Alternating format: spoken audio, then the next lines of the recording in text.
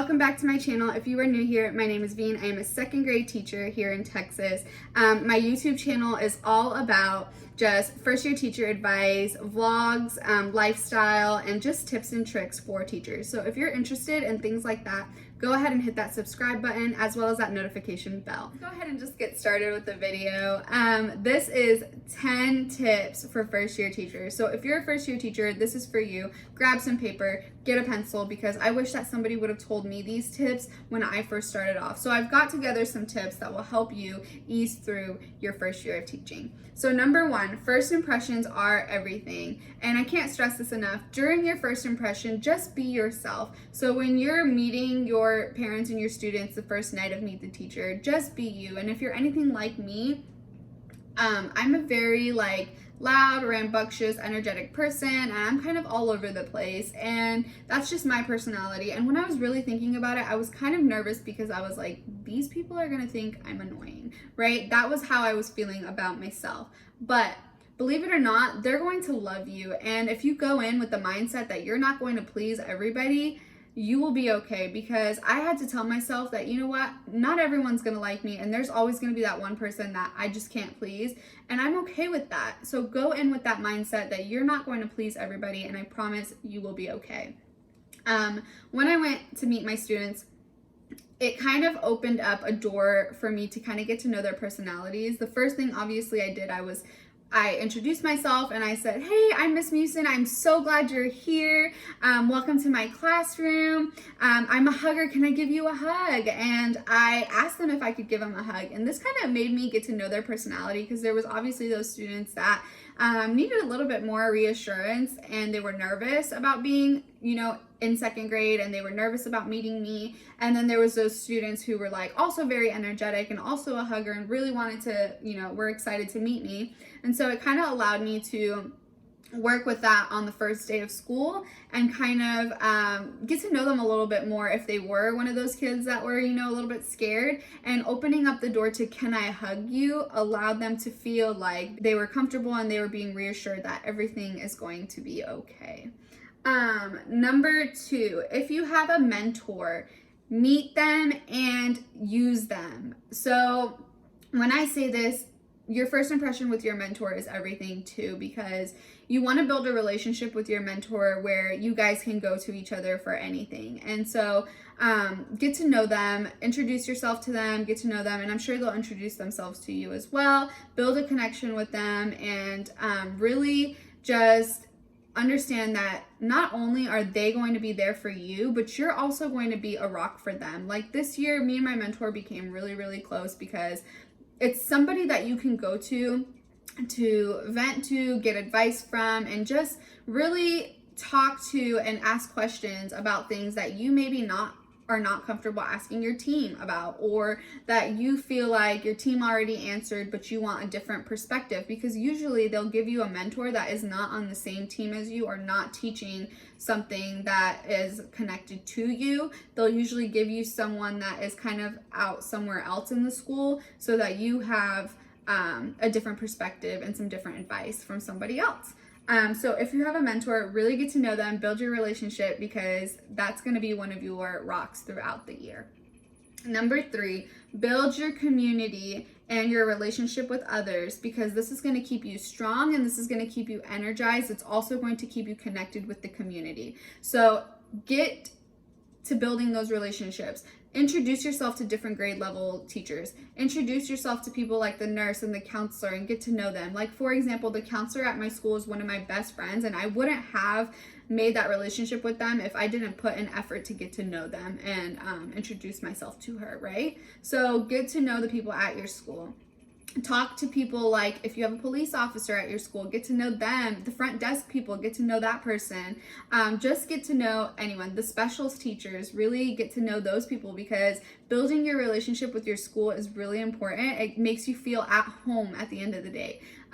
Build connections with your parents. I have a lot of parents that I'm personally friends with now that I probably wouldn't have become that close with if I didn't build a relationship with them. Now, I'm not saying my parents are obviously my best friend, but I do feel comfortable, and they do feel comfortable coming to me if they ever need anything. So I got to build the relationships with them as well, because they will invite you to out of school activities and stuff like that, and they want you to be involved in their child's life probably after you're their teacher that year. So build relationships and connections with your parents as well.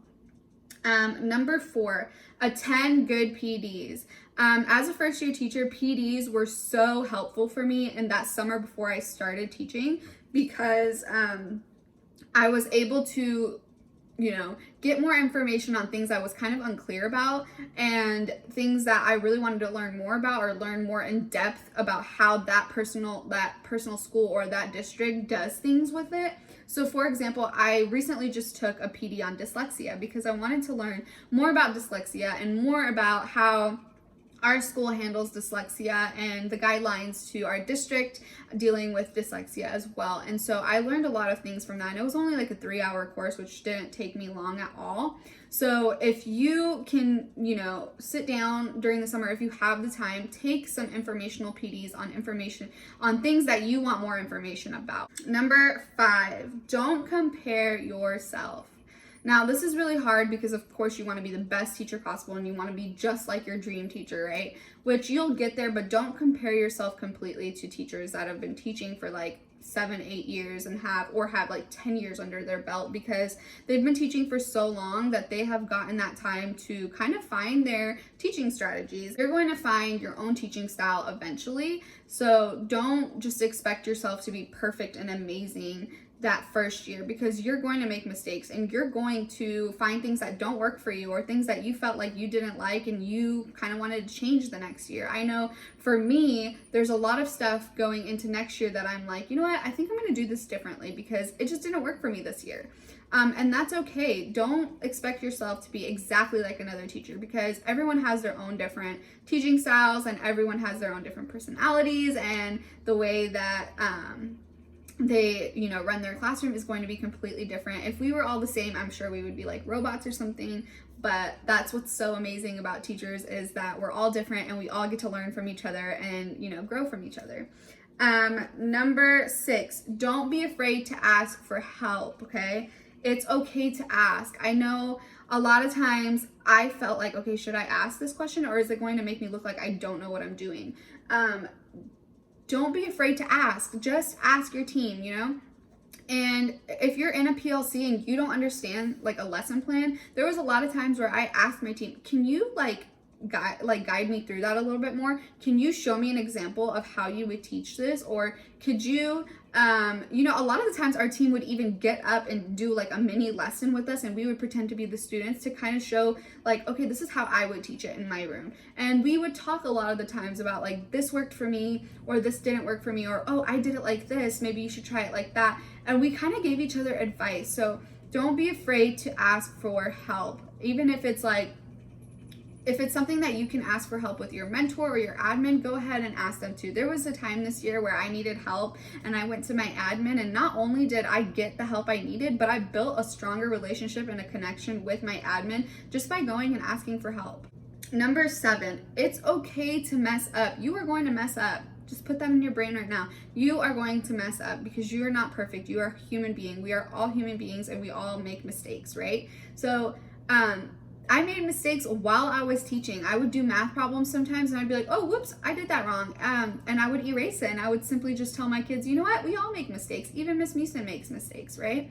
You are going to make mistakes, and you're going to learn from them, and you're going to grow, and you're going to be better, and you're going to do the best that you possibly can not to make those mistakes again, right? Number 8, make a schedule and stick to it. I can't stress this enough. Now, I'm not talking about your schedule in your classroom, because of course you're going to need a schedule for that, but make a schedule for yourself. So Monday through Friday, I have a schedule where I wake up super, super early, and I wake up at 5 a.m.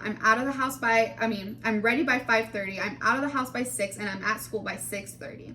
So I get to school about an hour and 15 minutes before school starts. This is me putting in the time and the work so that I don't have to stay after school, right? So after school, I leave right after my duty, because I'm already done with everything. So make a schedule for yourself, whether it's you're going to get to school a little bit later and stay after school, or whatever it is you're doing, whatever time you wake up, whatever time you get ready, make a schedule and stick to it, because this is really going to help you stay structured and non-stressed for the whole year. You're going to keep your stress levels down.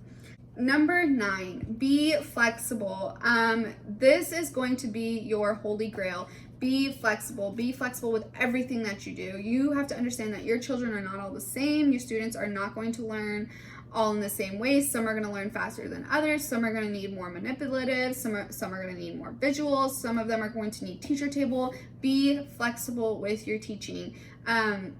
Find ways to incorporate many different ways of learning into a lesson, because this is going to reach more of your students.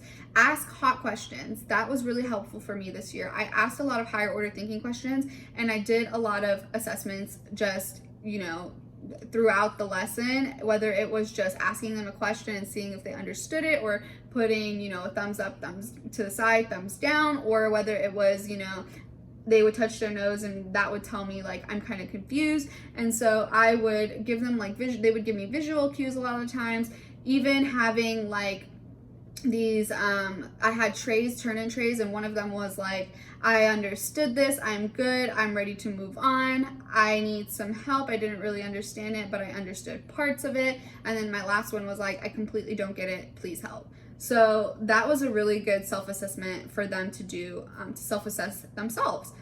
So you guys can probably incorporate that into your class as well. Leave it at school and go home.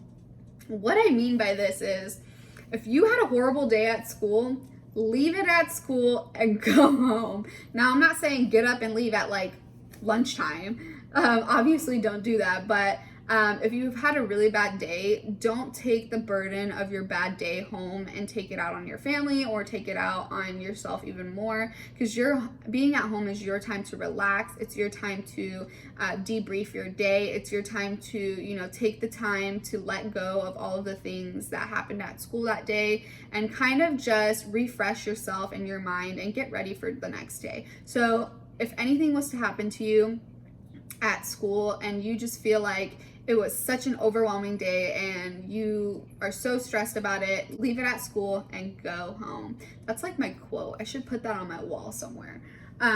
Don't take extra work home. Do not overstress and work yourself. You're not getting paid to do that stuff at home. Even though a lot of the times there was times I had to take things home because I just needed to catch up. Be flexible and make a schedule that will help you get things done so that you're not doing it on your free time at home, okay? There was a lot of hardships that I had to go through this year, and learning how to organize my stuff so that school stuff is strictly school stuff and home stuff is strictly home stuff was really hard for me, but I feel like after making a schedule, I really got it down. Another thing is, when you walk through those school doors, it's the opposite. Whatever happened at home stays at home, and you come to school with a new, refreshed mind. So when you walk through those doors to school, it's a brand new day. Put that smile on your face and just, start over, because school is your second home. So if your first home, something went on at home and you feel like it wasn't a great day, you have a second chance at your second home, which is your school. So go in being positive and have a smile on your face. I hope that these 10 tips helped you or was able to kind of ease your mind a little bit. And I plan on making more teacher tip videos to help first year teachers. So if you are interested in this video, give it a thumbs up, and that'll kind of tell me that you guys are looking forward to more videos like this. Thank you guys for tuning in, and have a wonderful first year, because you are going to be amazing. Bye.